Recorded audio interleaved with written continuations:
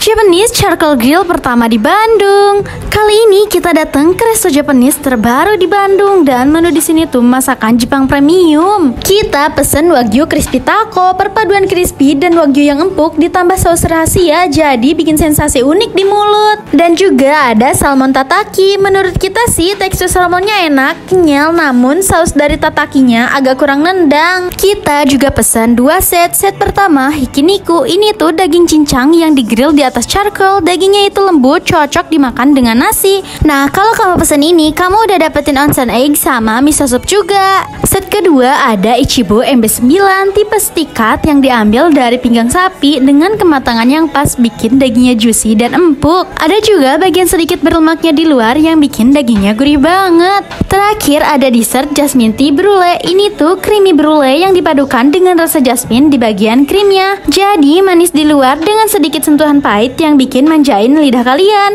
Karena mereka juga menggunakan bahan premium ya, jadi gak heran kalau harganya agak lumayan. Kisaran 150.000 plus per orang. Tempatnya juga mewah, bersih dan elegan, berasa lagi di Jepang nih. Untuk nama tempatnya Rui Japanese Resto Bandung.